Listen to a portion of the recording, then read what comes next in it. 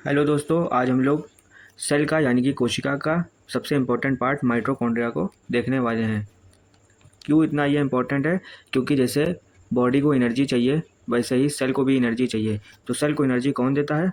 यानी कि कोशिका को वो माइटोकॉन्ड्रिया ही देता है। इसीलिए इसको क्या बोला जाता है? कोशिका का पावर हाउस बोला जाता है।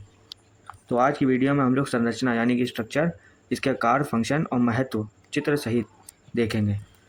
बिना देरी के स्टार्ट करते हैं वीडियो को। तो सबसे पहले इसकी डेफिनेशन, परिभाषा को देखते हैं।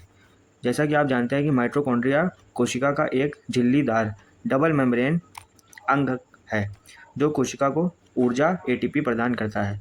तो माइटोकॉन्ड्रिया जो होता है वो कोशिका को ऊर्जा देता है यानी कि एनर्जी देता है in the form of ATP. ATP का फुल फॉर्म नहीं मालूम है तो एटीपी का फुल फॉर्म जो होता है वो एडिनोसिन ट्राइफॉस्फेट फुल फॉर्म इसका होता है।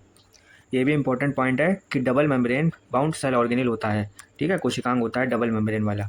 बेसिकली माइटोकॉन्ड्रिया क्या है? माइटोकॉन्ड्रिया जो है एक कोशिकांग यानी कि सेल ऑर्गेनेल है जो कि सेल को एनर्जी देता है। ओरली ऐसा समझ सकते हैं आप। और किस फॉर्म में देता है? एटीपी के फॉर्म में एनर्जी देता है। आई होप डेफिनेशन क्लियर हो गई होगी। अब सेकंड पॉइंट जो है वो इसकी डिस्कवरी का है। इसकी खोज किसने की थी? तो माइटोकॉन्ड्रिया की खोज 1898 में जर्मन के वैज्ञानिक रिचर्ड अल्टमान ने की। ठीक, रिचर्ड अल्टमान ने की। कब की? 1898 में की। अब इन्होंने इसके बारे में क्या कहा? इन्होंने इसे बायोब्लास्ट के नाम से दिया। ठीक, क्योंकि ये कोशिका में रंग बहुत जल्दी ग्रहण कर लेते थे। ठीक, क्या कहा इन्होंने? बायोब्लास्ट। ऐसा भी क्वेश्चन आता है कि बायोब्लास्ट माइटोकॉन्ड्रिया को सबसे पहले किसने कहा? तो अल्टमान ने कहा। ऐसा भी क्वेश्चन आ सकता है ऑब्जेक्टिव में। अब 1953 में जॉर्ज एमिल फिलाडे ने इलेक्ट्रॉन माइक्रोस्कोप द्वारा इसकी संरचना विस्तार से बताया। इलेक्ट्रॉन माइक्रोस्कोप बेसिकली जो होता है वो माइक्रोस्कोप का बहुत ही हाई लेवल का माइक्रोस्कोप होता है। बहुत ही जो छोटी चीज़ है, बहुत ही माइक्रो ऑर्गेनिज्म है, उसको देखने में काम में आता है इलेक्ट्रॉन माइक्रोस्कोप।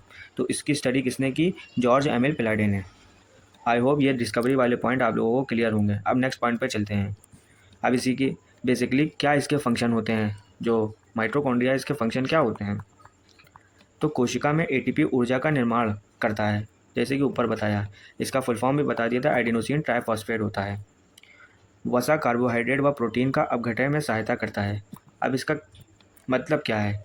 हम लोग जो खाना खाते हैं तो उसमें क्या होता है? वसा भी होता है, कार्बोहाइड्रेट और प्रोटीन भी होता है। तो उसको तोड़ता है और एनर्जी में बदलता है, एटीपी में बदलता है। ठीक है, अपघटन का मतलब ही होता है तोड़ना।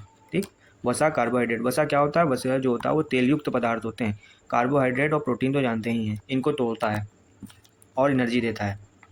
अब शरीर में ऊष्मा, हीट का निर्माण करता है। अब जब ये रिएक्शन चलती है, मतलब खाने को कह सकते हैं इजी लैंग्वेज में, जब उसका अपघटन होता है तो वो ऊष्मा भी देता है, एनर्जी भी देता है। अब कैल्शियम स्टोर करने में भी सहायता करता है और जब कैल्शियम की ज़रूरत पड़ती है तो उसको रिलीज़ कर देता है। सिंपल। ठीक, आई होप जो उसके बेसिक फंक्शन है वो आपको क्लियर हो गए होंगे। भाई, खाना खाएंगे तो खाने को तोड़ेगा, वसा को, कार्बोहाइड्रेट हो और प्रोटीन, तीनों को तोड़ता है। उसके बाद शरीर में ऊष्मा, हीट का निर्माण करता है। जब ये प्रोसेस चलता है, तोड़ता है, तो हीट निकलती है बॉडी से और कैल्शियम को स्टोर करता है। जब उसकी सहायता चाहिए होता है कैल्शियम तो रिलीज़ कर देता है। Simple function. आई होप समझ में आ गया होगा।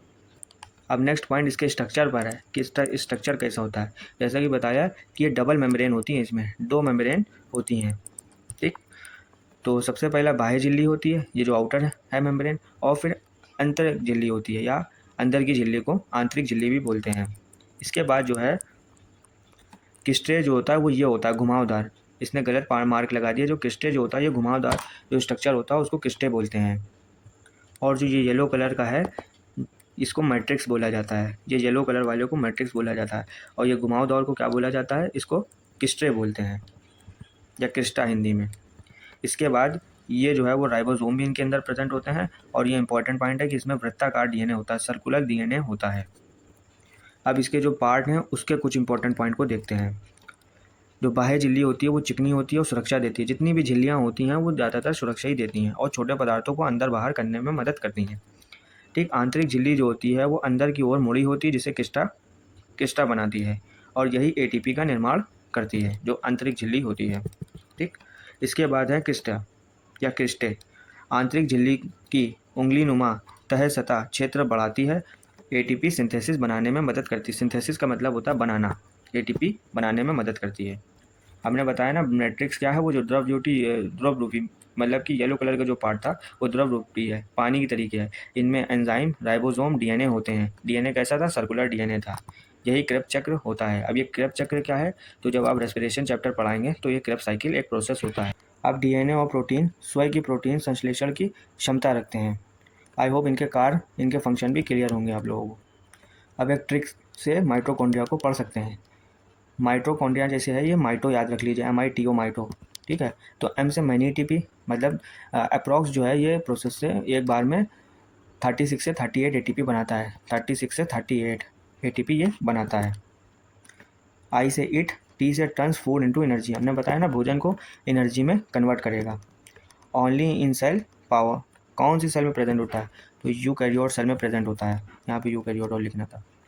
प्रोकैरियोट सेल में नहीं पाया जाता और इसको लास्ट में पावर हाउस सेल कहते हैं। सेल का पावर हाउस बोलते हैं, जहाँ से सेल को एनर्जी मिलती है। आई होप वीडियो अच्छी लगी होगी। एक बार और बता दें कि अगर आपको यही टॉपिक 30 सेकंड या 1 मिनट के अंदर पढ़ना है तो इसी चैनल पे शॉर्ट्स अपलोड हो रही हैं। शॉर्ट्स, जिस बच्चों को रैपिड रिवीजन करना है तो वो शॉर्ट्स को प्रेफर कर सकते हैं, शॉर्ट्स देख सकते हैं।